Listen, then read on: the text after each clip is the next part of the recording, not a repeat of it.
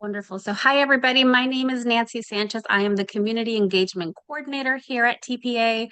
I also run all our educational programming as well as mentorship. We are so excited for today's webinar. I know a lot of you had registered for December, but we are here today ready to kick off gears.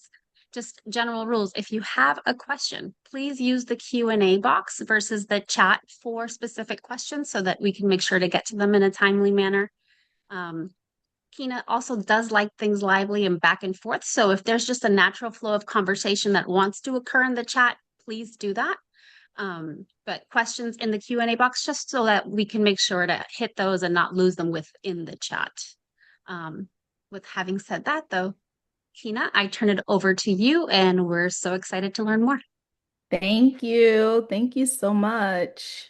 Let me share my screen. Okay, perfect.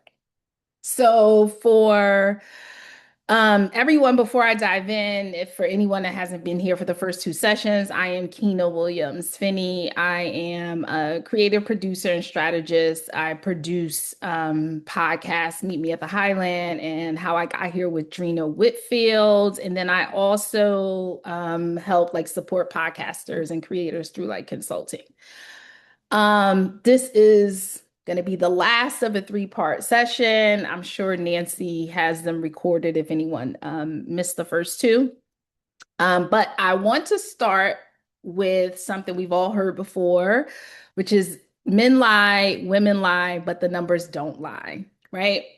Except we're really living in a world where that's really not true anymore. Like right now, we have bot farms, we have inflated metrics, technology that can manipulate what we see and what we measure. So the downloads alone don't tell the full story anymore. Follower counts don't tell the full story anymore. And even engagement numbers don't tell the full story anymore. And when it comes to monetization, we know that that matters, right? So, because what we're really trying to understand now is, are creators actually connecting with their listeners? Are people showing up? Are they participating? Do they feel invested? So for small independent podcasters, this is actually better. This is good news, right? Because if they're not measuring by these inflated numbers and they want to actually see the inner workings, then that's great because we know now, even if we look at it from an influencer market, that influencers were a really big deal if you had millions of followers. But what we realize is that with those millions of followers, you can't really connect with a community. It's too broad.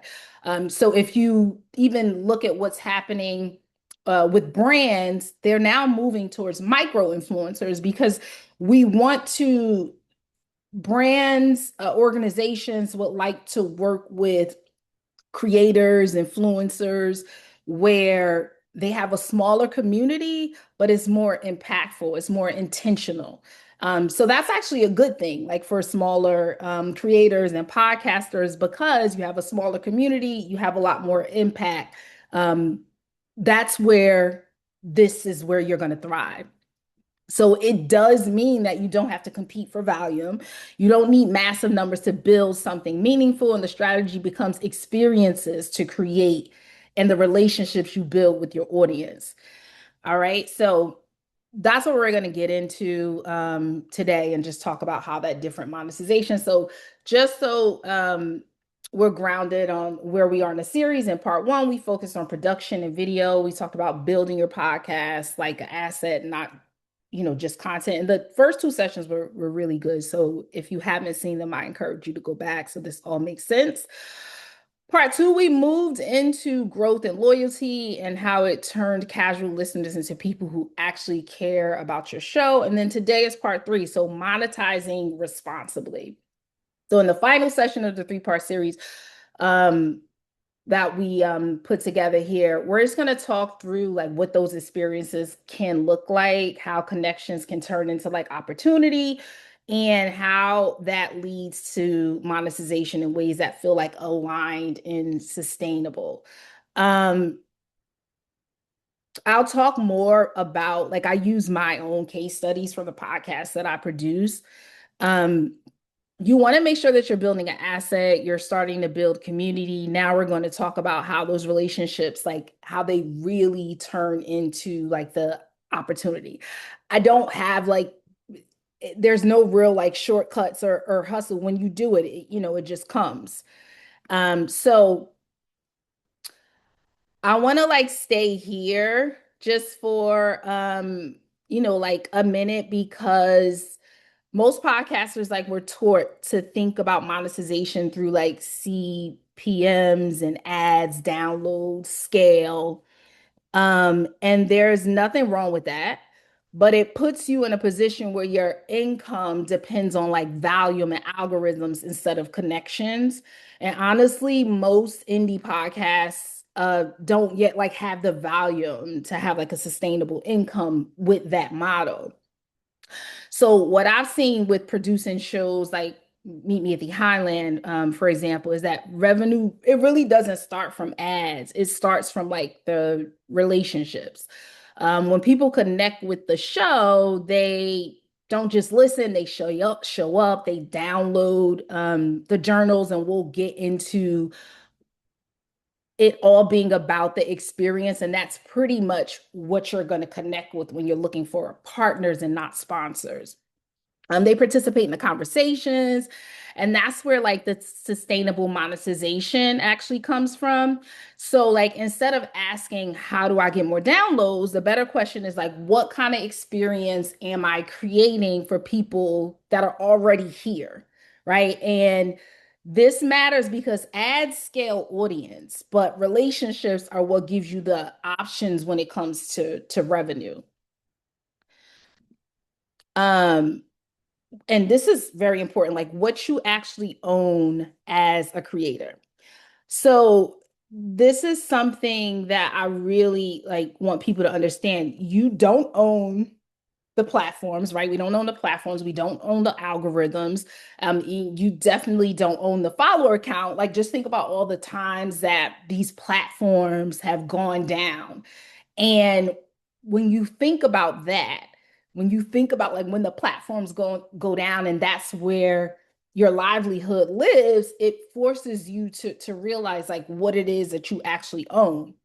So what you do own is like the attention, the access, the context, and just like trust. So people choose to spend time with you. You create moments where conversations can happen. You shape how those conversations feel. And over time, the audience decides whether they trust you. That's your real asset. Everything we're talking about, this session, experiences, partnerships, monetization, only work if this part is solid first. So the four things: attention, access, context, and trust. That is what like sustainable monetization model is coming from. Um, so let's talk about like Meet Me at the Highland, right? So with Meet Me at the Highland, like in real life, everything starts like with the theme of this episode. And what I'm going to say is like a monetization model that works for this is that our episodes for this particular podcast come out once a month. It's very dense. It, talks about legacy. And after the podcast comes out at the top of the month, there is a series of um, emails that go out, right? There's social media, but what we actually start to do with that is engage communities in live experiences. So I'll give you an example. Season 1 is over and we're moving into season 2, but um just last week, and this is what monetization like looks like for something like this.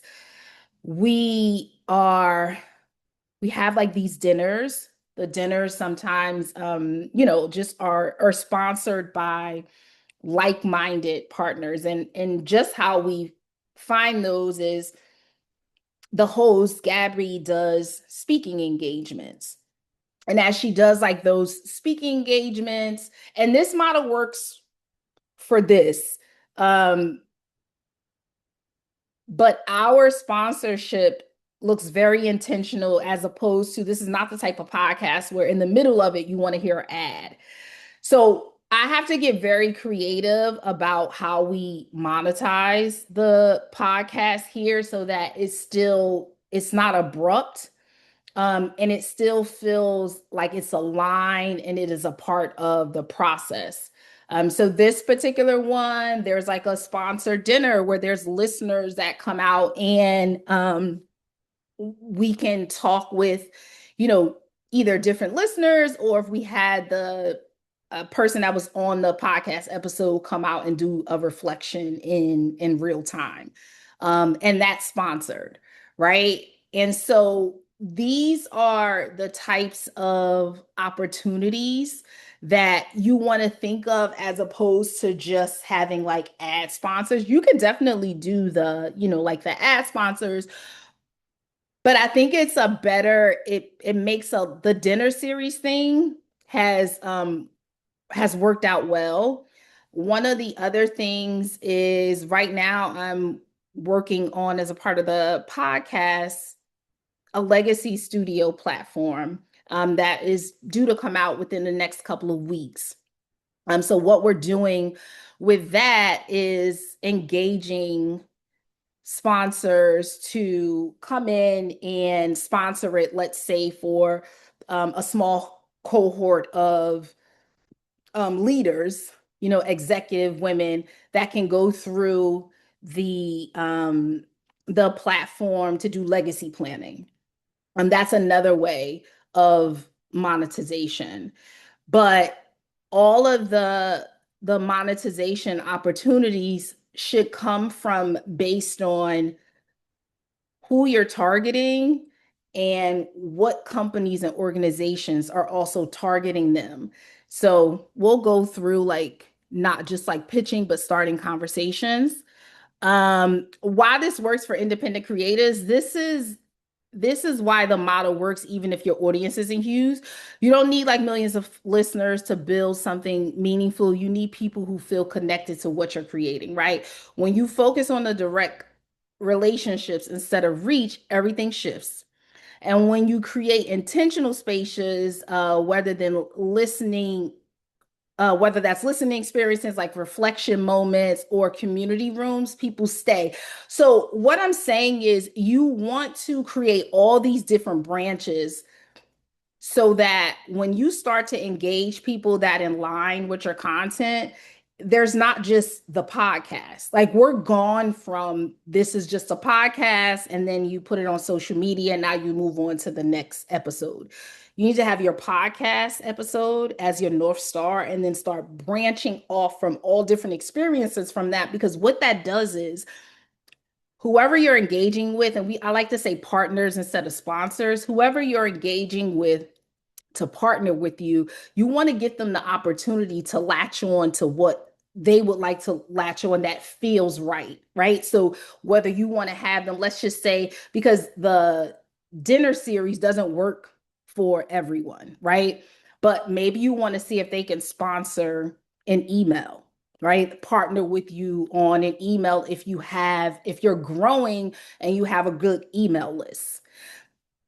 That's why it works when you're smaller. You're going to realize that these organizations want to partner with people that have impact. So if you have a small group, just think, if you had 10,000 followers and there's not a big amount that are engaging, versus if you have 500 followers and they're all engaging, they would like to go with the 500 that are all engaging.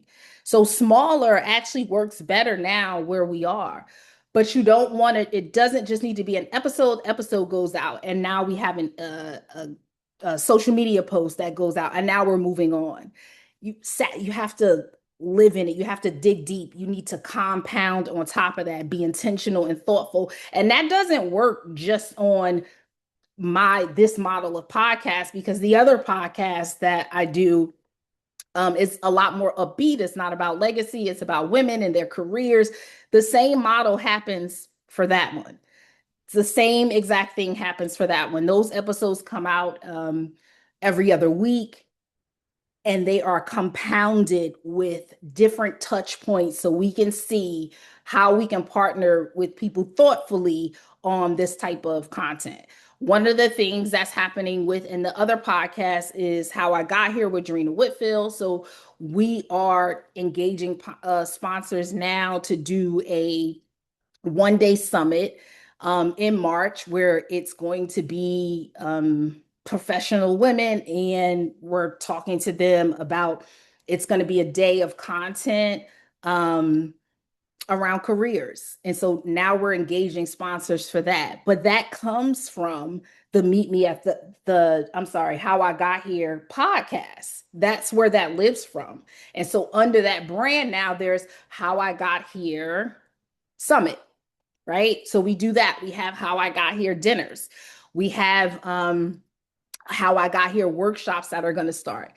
These are, and the workshops are going to be online. And then the first ones, can be free, right? Because a lot of times you have to build out, this is all about the data, but the data needs to be authentic, right? Everything that I'm saying is still around having data, but you want to have quality data because it's not about the quantity anymore. It's about the quality of what you have. So all these branches that we're creating, when you go in them and say, hey, yeah, we have 2,000 email subscribers with a 90% open rate in forwards, that's great. That's great data. And then we go here and we say we're building this platform and we already have 70 people that are showing up. That podcast, Meet Me at the Highland, we're only going into season 2, right? And so I don't want to make anything seem as if any of this is not attainable, because this is starting grassroots from the ground up. It's just very intentional about who we are trying to engage, very intentional about this is who our audience is. This is who is aligned with our audience. This is who we'd like to come to and see how we can thoughtfully create something together, how we can partner with someone, as opposed to just going and say, hey, I'm looking for a sponsor. Can you, give me money? It would be, I feel like this is the community of people that we also share them together, and how can we partner? It doesn't need to be a big organization. We partnered with, I engage a lot of different organizations just to start a conversation. I'm right now with the Legacy studio that we created. That is a free platform. It is birthed from Meet Me at the Highland. During those interviews, there's a lot of talk about different practices for legacy building. So what we did now was, after season 1, before season 2, the Legacy Studio is coming out to help teach how to plan your legacy, right? And in that, if that's free, and I'm starting to engage with different communities of women that are like-minded, and hey, let's offer this to your community. Now we get to see, this is the data. We can take that data, and now when we're going looking for partners and sponsors, hey, this is what we have. That is another branch. Just want to create enough of branches so that it's not just because maybe the podcast episode itself, you want to think of it as, I come from a branding background. So you want to think of everything as not just the podcast, think of the ecosystem that you're creating, right? Like, what's the ecosystem that you can create from this podcast? And from there is when you can start to engage for monetization, right? I definitely, the numbers don't matter anymore, like that they're large. You just want to be able to see that people are engaging. It's all about community. So in order for you to build a community, it can't just be the episode and it can't just be social media. There has to be very thoughtful ways that you're starting to reach your audience. What is your audience, into? What, when you are engaging with them, like, do you have a newsletter? Is anybody responding to it? When you do put out things on social media, and say you put out certain clips, look at that. What are they engaging with those clips? Like, what is it that they're, like, wanting to hear? What feedback are you getting? one of the things that like start doing too, because monetization is a long game. I can't tell you that you put your episode out and now you're just going to, the numbers go up. Everything has to compound on top of that for you to get to the point where when you start to engage with people, it's very intentional. This aligns, and here's why. And so finding the aligned partners, right? So this is like where a lot of creators get stuck and they start to looking for sponsors before they're looking for alignment, right? So instead of like who has the money, it's like who already serves my audience. And that's what I'm saying. Like, look for the overlap, look for the shared values, look for people or organizations doing like adjacent work. Um, this is how monetization becomes collaborative instead of like transactional. And so there have been a couple instances where, like I've pitched doing a partnership with a podcast, and it's taken several events before it's gotten to some type of sponsorship. That is going to happen. This is very like untraditional territory now. Everything looks completely different, right? And so it needs to be authentic and not feel transactional. Because the thing is, when it feels transactional, people can easily say that they don't have any money in the budget. But if you make it feel intentional, like you need this too, then that plays better than just saying, hey, I have this podcast, I have X amount of listeners or downloads. You're never going to get to monetization that way. Because to be honest, um, a lot of the podcasts don't have massive amount of numbers, right? Like we're leaving that now to the celebrities that have podcasts. So it's become a lot harder for indie podcasters in that sense to get, monetization in that way. But this way works. This way definitely works. And what does monetization look like for you? What are you looking for? That's like a question. The journal prompts, I'll give you a good idea. So the journal prompts that we do, I wanted to make it so they can all be downloaded, and now you can use them offline as you're listening to the podcast. Now you have the journal prompts written down. So making it so you can download them. But what I'm also doing now is I want to engage a partner that can sponsor the journals to be able to be printed, right? And so, what does monetization look like for you? Those are the things that you have to decide. And I say, like, reverse it, because when we first started recording the podcast in season one and the journal prompts kept showing up, I was like, oh, this would be super cool if we downloaded these and this becomes something that's tangible for them, right? And then as I backed into that, I'm like, well, the ultimate goal would be on this front, this could be something that could be sponsored. So I'm starting with that idea, and now I need to back into how do we make that so this is something that would align with someone to want to sponsor this part, right? And so I think about everything in categories, and you should do it that way. Think a lot larger than just your episodes, because if you do that, especially if, depending on what the subject matter is of your podcast, what type of people listen to your podcast? Where are they from? What is your podcast like? Is it a niche, thing? So think about all those things, and then you think about the type of organizations that support those causes, and then you want to figure out, okay, this is the organizations that support these causes. How do I get in conversation, like with them? Are you following them on social media? Do you see what they are promoting on social media, right? Is there anyone from there? And this is literally what happens. For how I got here,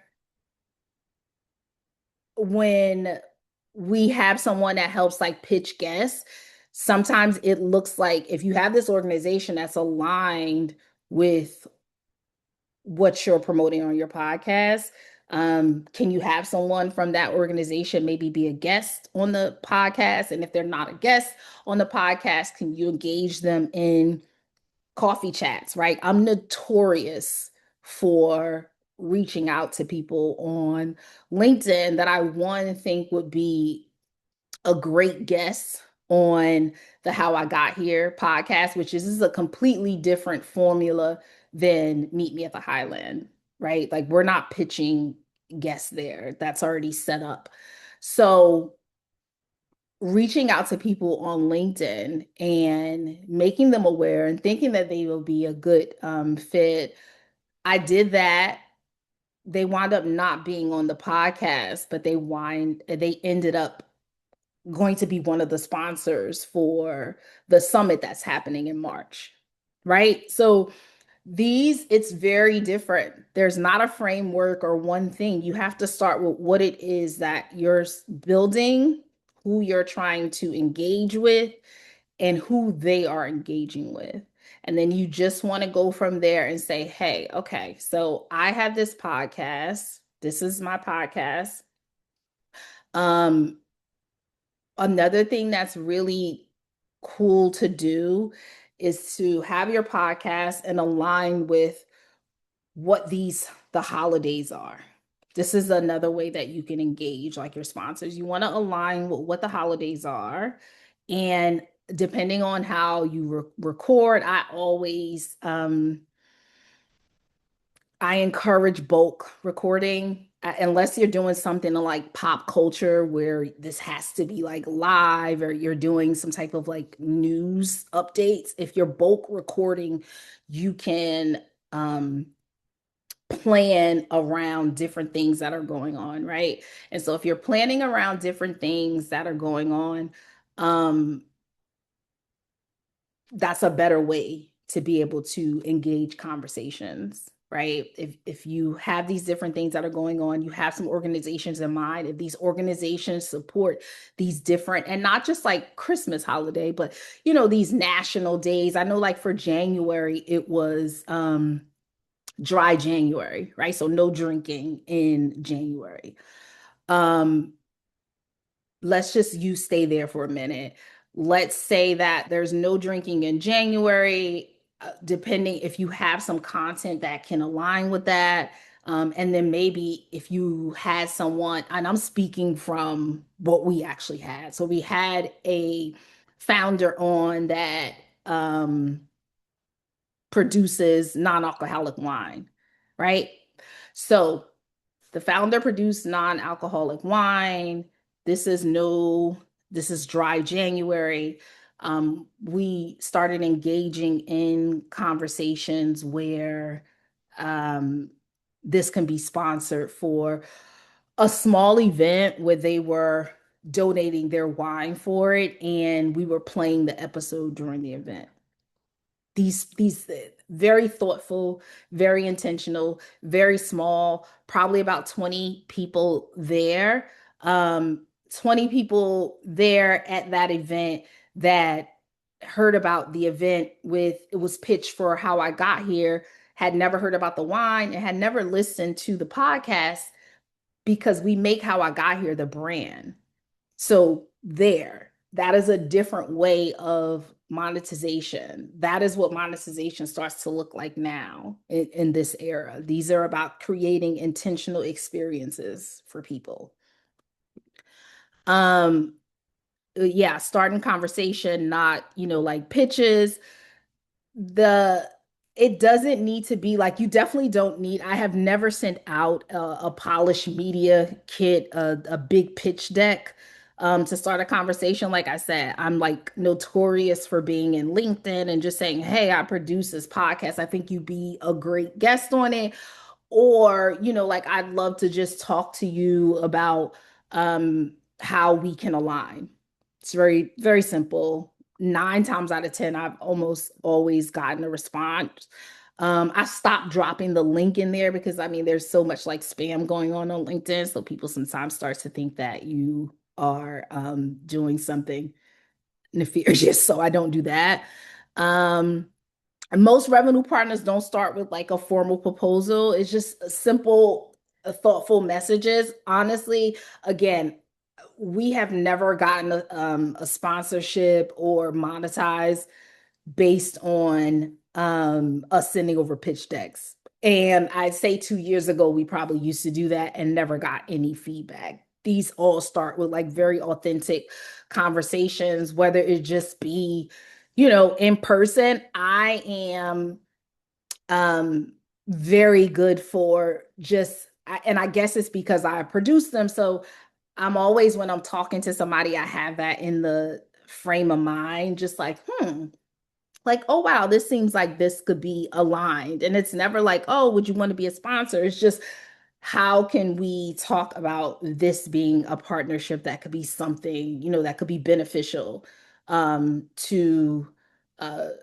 both your organization and to my community, right? And so the key here is being able to build the community. Once you're able to build that community, that's where the monetization is coming from. And the community could be any size. You just need to have one that you can definitively say, like, hey, this is my community. This is what, they like. This is what they're asking for. This is how I feel like you align with it. What could we do together? And that's it. You don't need to have like come with this pitch deck and really like constrain them to, this is what it is that I'm trying to do. A lot of the conversations that we approach, I may have like a potential like idea in mind, but one thing I'll tell you is that I rarely pitch the like an episode. We've never had ads on the episode. I more so pitch trying to get partnerships to expand the brand and sponsor these experiences. Um, the trust is the business model. I say that, and it's because of the numbers game, right? It's because whether you know it or not, the same way it is in music, there are bot farms. So whereas it looks like there are so many listeners, users, it doesn't necessarily equate to um these people are actually like listening. I think that most brands can see that now when nothing comes out of it, when you have like these huge numbers. I remember just consulting with someone that had like really impressive numbers. So I didn't understand, like, oh, I don't know why you wouldn't be able to get like sponsors and monetization, but it was like a dead audience. So I don't know. I mean, obviously, I'm not saying that they were using a bot form, but it just didn't make sense. And so the people that they were engaging with wanted to see more. Last year was the first time when I was having conversations about partnerships, that the questions were that were starting to be asked is like, what is your audience looking for? The only way that you can ask like, what is your audience looking for, is they want to know that you're talking to them. You're not just talking at them, right? I don't know. One of the things that helps too with that is in your model of developing your post-production content, um, opening up like what questions do you have, like lingering and staying with a theme a lot longer with a guest helps, because you have to think on the other side too, if you're interviewing people. If you're interviewing people and you want them to, I'm going to stop for a second because I see there's like, are there questions? Because I see like 5 things in the chat. So I know I've been rambling for a minute because we started a little late. Are there questions?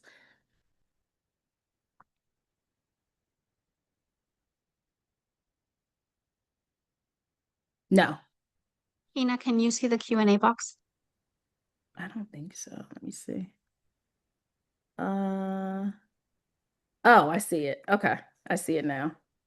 Chat is disabled. What advice do you have for a podcast that has been on hiatus for a while, but want to return in a bold way and build community again? So not technically starting from scratch, but rebuilding trust. Oh, I love that. I had a podcast before that was off for like a year and then decided to come back, start with that old content and just start repurposing it. If you have your old content, literally, I will put together a content plan that, start as teasing out like we're coming back language. And then just, kind of start doing like reruns of themes and topics that are leading up to this is what we're going to start doing again. I spoke earlier about the bulk recording. And that's why, just so you never like really have to go on a hiatus if you're not just like off season, I would record in bulk, right? And so let me say this too. I love lingering with an episode. I can make so much content out of one episode so that that doesn't happen where you have to be on a hiatus, right? Let's say you have an episode. From that episode, if you had a host, if you had a guest, great. If you have a guest, spotlight one theme from there and then just start doing reflections, like on that one theme, your perspective, what you got for it. All of that is just like content, like from it. So yeah, I would definitely start with like a full content plan of we're coming back and here's some highlights from, our best episodes, whatever you want to do. But I would start with all the content that you have and just like rerun it out. If you have BTS, if you want to talk about like how you set it up, but if you're going into the podcast with the same topics and everything, 100% go back and just rerun all of your content and frame it as we're coming back. For the journal prompts, do you have an email sign up page for them to sign up to? Oh, so for the journal prompts, people are a part of a Substack newsletter, which I would encourage. It doesn't have to be Substack, but you should definitely have a newsletter that announces the podcast coming out. And then like a reflection like after the podcast comes out, right? Like if you're not a person that you want to do like a live reflection, you should definitely have a newsletter because when I talked about what the creator owns, that is one of them. You want to be able to own it. So if anything happens, you can get in contact with your community. So newsletter is 100% you need to have it and just start like building it out. So with the journal prompts, they get those coming from the newsletter. So that newsletter after the episode comes out, how I said that podcast airs once a month. Every week, a journal prompt goes out to them for them to be able to do the exercise and the practice. And so now another product coming out of the podcast now is the legacy studio that we're building, which is taking those journal prompts and not just telling you to do them, now giving you the framework and walking you through them. So the legacy studio is Meet Me at the Highland presents the Legacy Studios. This is just another branch of that. And so right now, just for transparency, now we're pitching partnerships on helping to get the legacy studio out in front of more users. So that's where we are. But again, this is another branch just from the podcast. This is just another branch of that. So now we have the legacy studio that we're, trying to engage people on, as well as turning the journal prompts into something officially printed that can be sponsored as well. So this is all just coming from these one episodes, and this is everything coming out of it, and us trying to engage different partners on different branches of this one tree.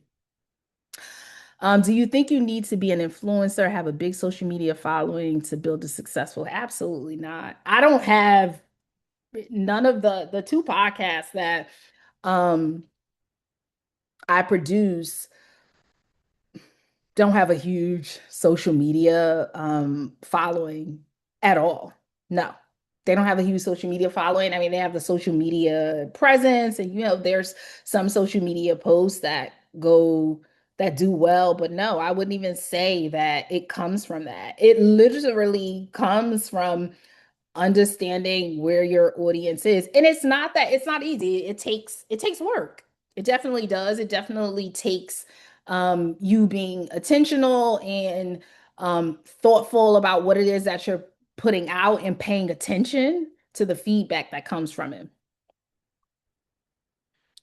Um, would love to learn about sponsorship offers, packages you offer. The return, is it based on downloads? Oh, I mean, I think it looks different for each one. Like, so for example, we did like a partnership in one of the dinners with a bank. And what they wanted from that in return was to have that they wanted to have two of their executives that fit our model actually be interviewed on the podcast with their branding, and these are sponsored episodes, so they wanted to have two of those. So that's what I mean, like, make it make sense for the partnership. Like, you also want to keep your listeners in mind, right? And so Mimi at the Highland would not work with regular ads. When we were developing this, the host, that was like one thing, like when we started to talk about, like, eventually we're going to talk about monetization, but this is not what that looks like for this, because it just doesn't fit. So in the middle of all of this talk of, like, of legacy and futures and family, and we stop and now we're running an ad, and now you have to stop. It's like in the middle of a movie when it starts to plot, and here comes a commercial. So that doesn't fit there. So that model from the beginning, it's never been something that, like, I consider. So we're always talking about, and here's the thing too. These are your platforms. So what the return looks like is based on what you agree upon. What does that look like? Like, what does success look like for both of you? What do you want and what do they want out of it? I'm currently thinking of starting a community. Are there platforms you'd recommend? I'm researching school. There's a platform called With Me that I've recently learned of too, but I'm thinking something that can hold episodes, worksheets, potential courses. So we don't use like an actual, and I know school, we don't use like an actual official um community builder. And here's what I would like to, because that last part that you said is very important. You want to pick some place where there's no friction. You don't want to have your episodes here and then say, go to the community here. You want wherever you are. And I want to say that an option, because you can't do free, is Patreon, because you want a place where your community is able to engage with each other. You can do that maybe on like Substack too, but you want a place where it's constrained and you're not like, oh, the episode's here, but go here in order to talk to us about it. And when you're building a community, what's very important is that you want to make sure you can be present in the community, like in the beginning, like be of the people in the beginning, right? Like, if you can stay there, great. But I like to imagine that your community gets so large that you can't just be in there the whole time. But you want to make sure, because once you build that community, whether it's 30 people, it'll take a life of its own. And then they'll start just engaging with each other and helping each other. That's what you want. That's when you know the community is working. But you want it to be in a place where it's not friction and that is seamless. We don't want to have you here watching the episode, then it's like, oh, and now go to school in order to do it there. Now, I don't know. I know that school does do um video too. I don't know if I don't it I guess it depends on what type of podcast you're doing, but I don't know about school for that, because I feel like now you're gonna have to have something else along like with it. Besides LinkedIn, how do you begin to find sponsorship contacts from a brand or a company? I mean, it depends on the brand and the company that you're engaging with. I mean, now we have, besides LinkedIn, you have social media. I mean, don't you, besides LinkedIn, LinkedIn is a really big one, right? So with LinkedIn, what you can do is go to those brands' other social medias too. Go to their Instagram, go to the YouTube, but it's going to be social media so you can find out who the personalities are behind the brand, and then you want to engage them. Like I'm a detective. I want to find out. I like LinkedIn because I can find out what your title is, right? And then I can just like look around and see what's going on. But you want to engage them on social so you can see if they're aligned. As you engage them on social, you can look on LinkedIn. So let's say you don't start with LinkedIn, and maybe let's say you start with their Instagram, right? So you start with their Instagram and you see like the type of stuff that they're posting about, what they care about. You can go to their website. You want to see what their, like mission is. You're gonna have to dig deeper because you want to build a strong, like, this is the reason why. Now, you don't need to know or say what it is that you want to do together, but you want them to know that you're being thoughtful in the alignment, right? Like, not that I just see, like, oh, you're a big organization and I need money. You don't want to do that. So you want to go in and say, like, oh, I saw this on the social media, or I see that you're into this and this is my community, right? I do a podcast where we this and that. We have a community of Gauge. I think that that will be great for the mission that you guys are. That's the talk. That's it. That's the pitch. No pitch deck. That's the conversation right there to try to get it started. So I would not say, not just besides like LinkedIn, any social media, their website, that's going to be it. The other way is if you're trying to do something live and in person, going to conferences. Um, Going to conferences is probably like where I started like building and meeting people, right? So if you go to a conference on whatever, if there's a conference around the topic or industry that your podcast is in, go there, especially if it's free, if it's local, meetups, all of those things. Like if you're trying to do touch points in person, that's even better. If you can do touch points in person where you start like meeting people, great. If not, yeah, it's gonna have to be some form of social media, because I can tell you that your email is probably not going to be answered if you're just like cold emailing people and saying like, "Hey, I have a podcast," and like it has to be thoughtful and intentional. And for that, I say do as much research, like as possible on the organization. So it's without a doubt this aligns, right? And if you know it aligns, ideas just start coming like, "Oh, this could happen. Okay, so maybe we can try, like this." But you just want to engage the conversation. So. I hope that that is helpful. Let me go back to where we were. Okay, and this honestly, this is the last thing. Um, just like a 30-day, this is normally like what I start to do like with ideas right now. And I'll be like completely transparent, like with the things that I work on. One of the other things that I do is I own like a artificial intelligence operational company where I do like consulting on that. So I bring the two of them together. Right now there's how LLMs um, mention brands. So I do a lot of research in that now too, and I'm bringing that into podcasting. So this 30-day rule I actually have in place now. So what I'm currently doing, and everybody can do this, and this helps along the way of getting to monetization, right? So right now I'm doing like an audit of all like podcast episodes, probably over after past the last 6 months, where I'm seeing like how LLMs respond to them. Like, what do they know about them? So I will go in there and put the name of the podcast that I'm working on and see if it can tell me about it.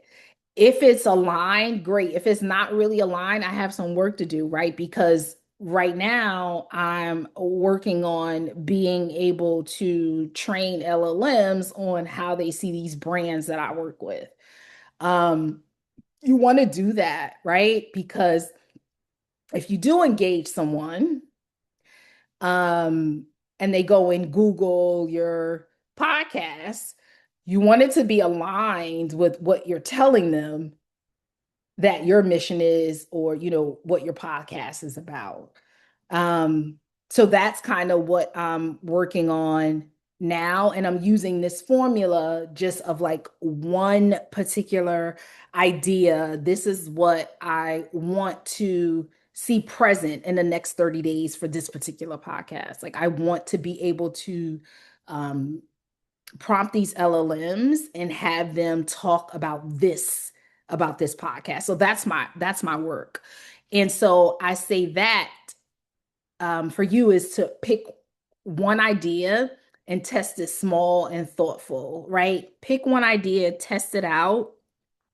And what I mean, like, test it out is what I just said about your episode. Even if you have an episode coming out like once a week, start with your podcast. I encourage you to start with your podcast. Don't just think about the sponsors, think about everything that can branch off from this podcast. I would encourage it to be something small where it's not like anything that's going to cost you, anything, but something thoughtful. So write those down, come out with one idea, and start pressing on it to see what can come out of it.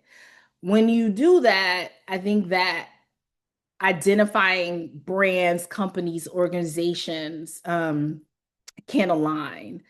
One of the other things, like, too, that is like very low lifting for us is like a list of different like newsletters for communities. So for anybody that is trying to, I'm gonna give you like a pro tip before you get to trying to engage brands and companies. Start with trying to engage other communities, right? If you try to engage other communities and maybe see if this community is aligned with what you do, maybe put together like a listening session for one of your episodes that has to do with that community, right? And so now you start to, that's a quick like growth hack, because you're just like, you're going to the head of the community and saying like, these communities are looking for opportunities like for their users. So this is great. It's a win-win. Start there. The other thing that does for you too is help you with, we say pitching, but conversations, but it helps you to be able to pitch, have these conversations, get very tight in 1 minute. I can explain to you who my audience is, how this audience benefits you, but it's almost like a test run. I would encourage you to start doing that before you try to start doing the brands, because the monetization again is a long game. That's a like great idea on um it's a great growth hack. It's great practice, and it's great on aligning who your listeners are. Because if you think that this particular community is who your audience should be, right? And then you start engaging with them, you can actually see who they're aligned with. That's another way of doing it if you're like just not wanting to go on social media and LinkedIn and reach out to organizations cold like I do. That's another way to get to an organization, right? It's like 6 degrees of separation. So you want to start with other communities first and partner there. Um, I think we talked about this. So I am going to Hi, Tina. questions. Just Yes. wanted to interrupt you. It's about 12:57. We are not going to cut directly at 1 o'clock, but just so that you're aware of the time. Oh, okay. All right. Yeah, I see it. So I was just getting ready to open it up for questions. I see somebody ask if they can get the recording sent via email. I'm sure Nancy can answer that. Just the comment, this is so incredible. I appreciate you sharing your time. Even though building an ecosystem out of podcasts has unlocked so much. Oh, nice. Thank you. Love it. So when I do these, I definitely try to do them in a way that is useful. I hate is a strong word. But I don't like coming to these and it's very like, how does this apply to me? Right? Like, well, how can I do this? And I think that we say indie, I say intimate, podcast creators, producers. So these things need to be something that you can actually apply and that makes sense. Do you have any tips on how to approach sponsorships on LinkedIn? I mean, I'm not sure what you mean by approach sponsorships on LinkedIn because there's not going to be I can't tell you anything on just like come and say like, hey, I'm looking for a sponsor like on LinkedIn. On LinkedIn, the way that I do it is whoever you're looking at, you're going to have to find out who works for them and start to engage them. Like that way feels more authentic than it just being transactional. That's not going to work unless you are coming and you have a really big platform that there's, and even that way, like that still, it still has to be aligned. So no, there's not like one way of like how you approach sponsorships on LinkedIn. Can you talk some cash number ranges for small and medium podcasts? Can you come off of mute? What do you mean? Talk some cash number ranges for small and medium podcasts. They won't be able to come off of mute because we're in webinar Um, format. It would have to be in the oh, chat. okay, okay. What when you say, do you mean like what we would be getting like for a sponsorship? Because I can tell you that. What are you charging? Oh, okay. Okay. So I'll give you an example. Again, very different, just depending on who the partner is.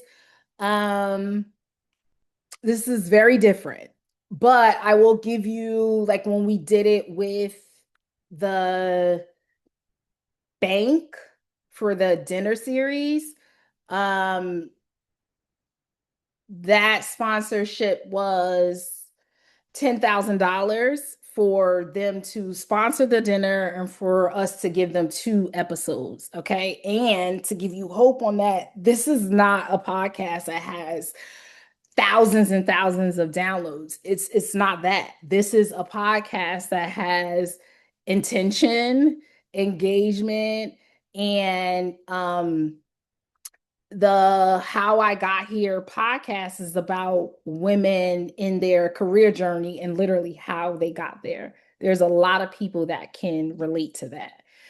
So because of that is why that was a sponsorship, and that didn't come from us showing the numbers on it. I mean, like showing the numbers on it would have been like, this is not like a huge podcast platform. So it's very doable.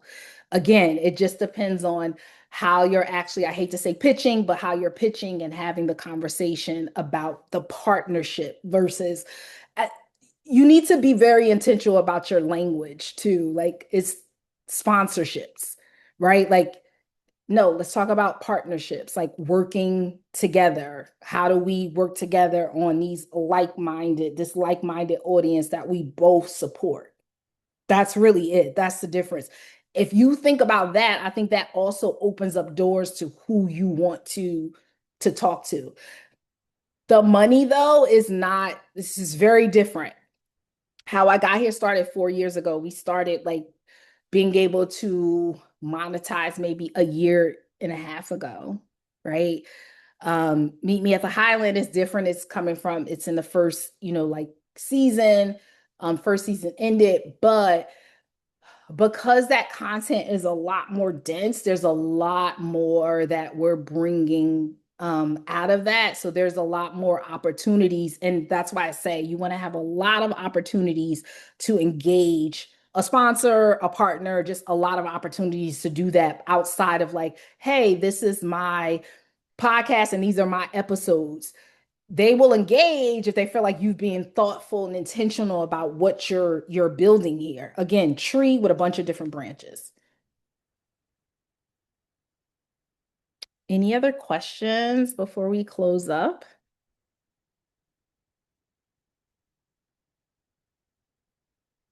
Um, I'm gonna put there's my LinkedIn for anybody that wants to connect with me there. I it probably takes you 2 times to reach out to me before I respond, just because I'm not on LinkedIn like all the time. But definitely reach out to me there. I have talked to people like from here and set up like quick calls, um, just to help and go over any questions that you may want to dive into, help brainstorm for a quick 30 minutes. I'm all about it. So definitely reach out to me on LinkedIn if there's anything else that I can help with.